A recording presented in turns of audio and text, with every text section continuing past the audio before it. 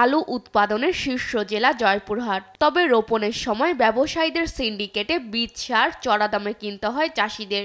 এতে প্রতি বিঘা আলু উৎপাদন খরচ বেড়ে দাঁড়ায় 40 থেকে 50 হাজার টাকা। কিন্তু এখন আলু বিক্রি হচ্ছে প্রতি মণ 500 থেকে 550 টাকা দরে। তাই লাভের আশায় প্রান্তিক চাষিরা আলু সংরক্ষণ করতে চাইলেও হিমাগারে মিলছে না জায়গা। তাদের অভিযোগ, সিন্ডিকেট করে কৃত্রিম সংকট তৈরি করা হয়েছে। গরিব কৃষক 1.5-2 বিঘা জমি আবাদ করি, আলু কোলেস্টোরে রাখার জন্য স্লিপ চাচ্ছি, স্লিপ কোলেস্টোর মালিকেরা আমাকে স্লিপ দিচ্ছে না আমাদের। তাহলে কি করবো? শুকনো আলু 550 টাকা আমাদের বাজারে বিক্রি হচ্ছে। এই আলুটা যদি আমার স্টোরে রাখতে পারতাম তাহলে আমার হয়তো বস্তা পড়তে আমার 2000-2200 টাকা বস্তা বেচা পানি। এই নিয়ে আমরা জীবিকা নির্ভর করতাম। বড় বড় ব্যবসায়ীরা এবং ওই যে কোলেস্টোর মালিক এরা দুজনে পরামর্শ করে এলা সাধারণ পাবলিকের কাছে এই কোলেস্টোরের কার্ড দেয়নি। বড় বড় ট্রাকগুলো ঢুকতেছে, ওদের আলু নিচ্ছে, আমাদের কৃষকের আলু নিচ্ছে না। তাহলে কেন আমাদের এই টোকনগুলো দেওয়া হলো? ব্যবসায়ীদের আলু এরা ঢোকাইছে সিন্ডিকেট করে, আর আমাদের সাধারণ কৃষকের আলু এরা নিচ্ছে না। সংগ্রহ করার জন্য আগ্রহ করলাম কিন্তু পাচ্ছি না পাওয়ার কারণে বাজারজাত করেই দিলাম আমরা আলু। আবার সুন্দর করে বাজারজাত করতেছি। 500 থেকে 550 বা এরকম দামে বিক্রি বেচা কেনা হচ্ছে।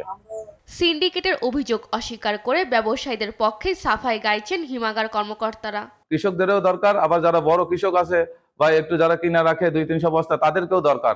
আমাদের একটা আছে যে 60% কৃষকের জন্য বা 30 বা 40% যারা একটু ট্রেডিং করার উদ্দেশ্যে রাখে তাদের জন্য আমরা কিন্তু ওই হিসাবে মেনটেন করে দিছি। কিন্তু কৃষক যদি গত 2 বছর আলুর দাম বেশি পায়, যদি ঝুঁকি নিতে চায় যে তার উৎপাদে তার 2 বিঘা জমিতে আবাদ হয়েছে, সেই 2 বিঘা সম্পূর্ণ আলু যদি স্টোরে রাখতে চায় তাহলে তো স্বাভাবিকভাবেই স্টোরে ক্যাপাসিটি বাইরে চলে যাবে, কাট দেওয়া যাবে না। আলু সংরক্ষণে কোনো অনিয়ম হলে ব্যবস্থা নেওয়ার কথা জানান কৃষি বিপণন কর্মকর্তা।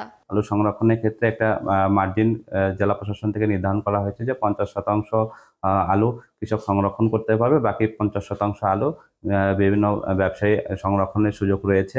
এ ব্যাপারে যদি কোনো কৃষক আলু সংরক্ষণ করতে যে হয়রানির শিকার হয় বা আলু সংরক্ষণের স্লিপ না পেয়ে থাকে, যদি কৃষককে অযৌক্তিকভাবে আলু সংরক্ষণ করতে দেয়া না হয়, এ বিষয়ে যদি আমরা কোনো তথ্য পাই বা কোনো অভিযোগ পাই তাহলে তদন্ত সাপেক্ষে সংশ্লিষ্ট কোল্ড স্টোরেজ উপরে আইনগত ব্যবস্থা গ্রহণ করা হবে।